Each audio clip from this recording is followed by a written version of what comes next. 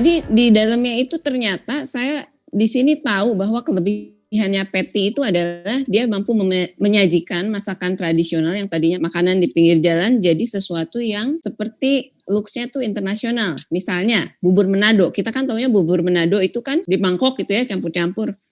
Kalau di sini disajikan oleh Patty itu seperti kayak risotto. Mudah-mudahan nanti kita bisa tampilkan juga videonya ya, Pat ya.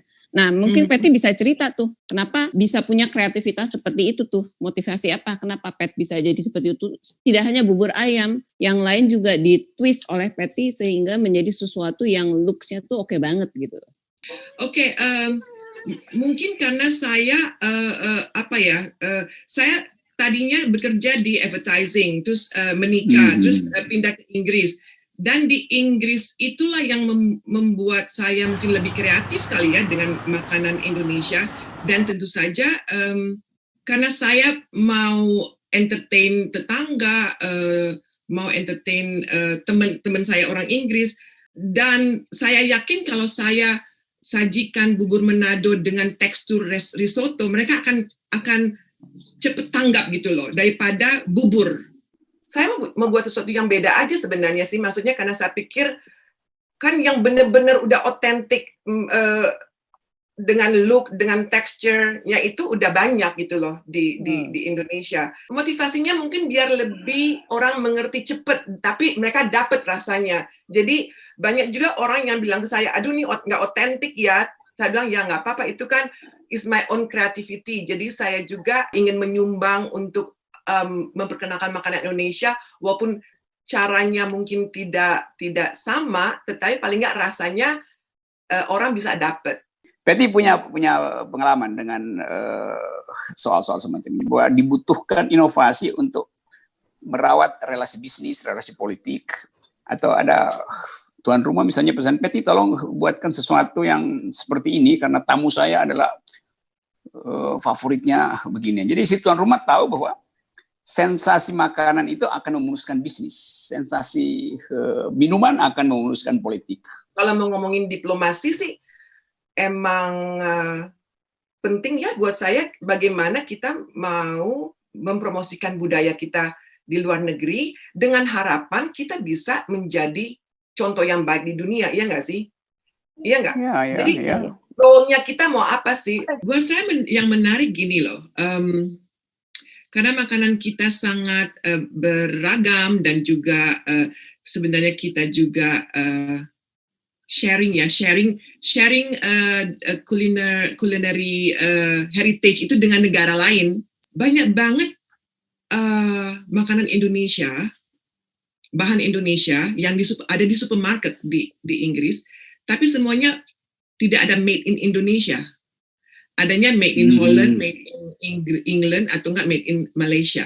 Saya kadang-kadang bertanya bagaimana ya the best way untuk promosikan makanan budaya makanan Indonesia dan juga memberikan kontribusi ekonomi ke Indonesia gitu loh, ke petani-petani kita.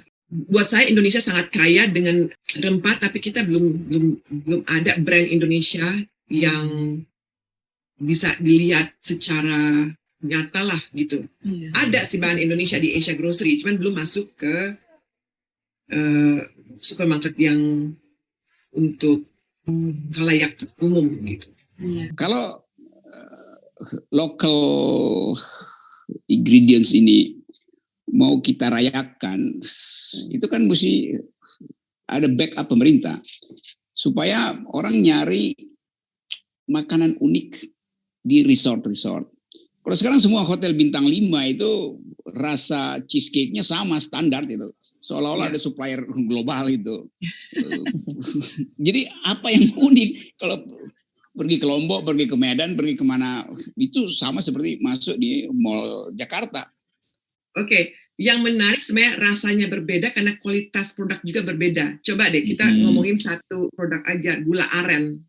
Zaman kecil itu kan, gula aren yang enak tuh yang benar-benar amazing banget, yang masih kita bisa dapat, tetapi semakin sedikit. Jadinya semakin sedikit karena diproduksi secara kecil dan juga jadi mahal. Karena mungkin gula aren itu harus dibuat dari jadi pohon sejenis pohon palem dari hutan yang organik. yang tidak ditanam ya. Jadi emang tantangannya besar untuk membuat satu produk yang konsisten dengan kualitas yang besar yang bisa diekspor. Saya kira itu betul. Kalau kita mau kasih keunikan, storytelling itu mendasar, wajib itu. Tetapi dalam storytelling orang akan cari otentika storytellingnya. Jadi kalau storytelling bilang saya di Manado lagi makan halwa kanari gitu kan. Ya. Bagi saya tahu halwa kanari itu adalah buah kenari yang kemudian dibungkus dengan gula aren tadi.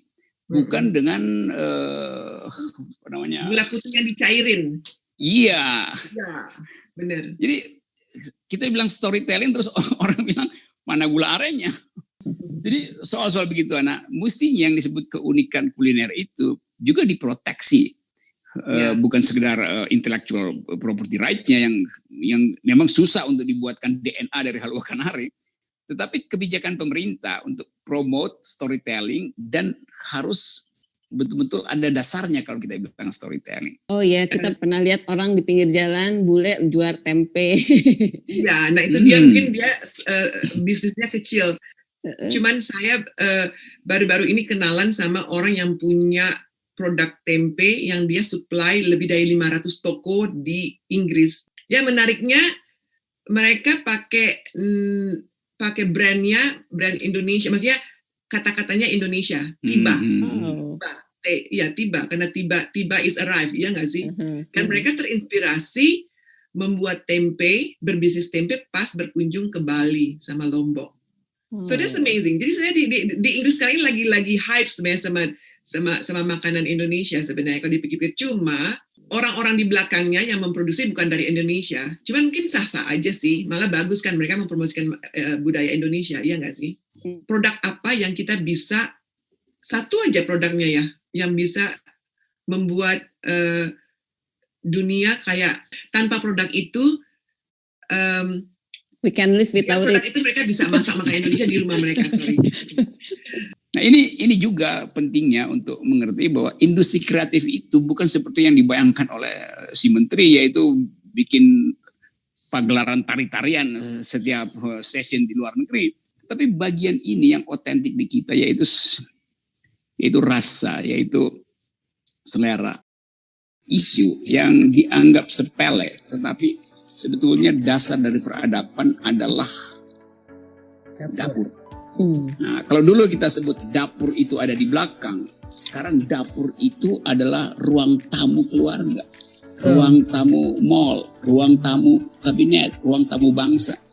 Jadi perubahan itu yang membuat kita mengerti bahwa leadership harus tadi Peti dengan baik menerangkan, leadership itu ujian pertamanya adalah memanage dapur itu.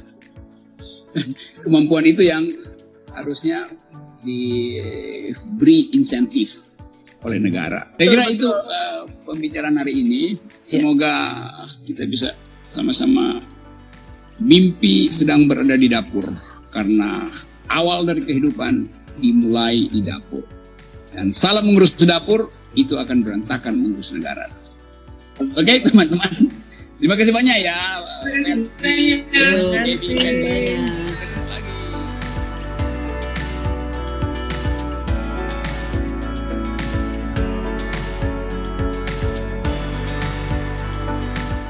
Saya kemarin memasak buat First Ladies di Sofitel Hotel dengan Chef Wayan. Moment and opportunity untuk kita semua sih dengan acara ini, bahwa kulineri Indonesia tuh shine, bersinar banget dalam acara ini dari 3 months ago sampai sekarang, sampai puncaknya tadi malam mungkin ya Pak ya.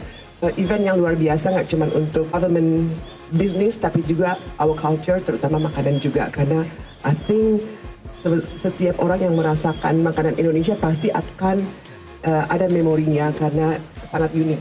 Terima kasih banyak untuk mendukung promosi kuliner kita dan menempatkan Indonesia di peta kuliner dunia dengan kegiatan Ibu, dan kita berharap buku Ibu Indonesia Table ini akan sukses untuk lebih mempromosikan bukan hanya kuliner tapi juga pariwisata Indonesia. Thank you very much.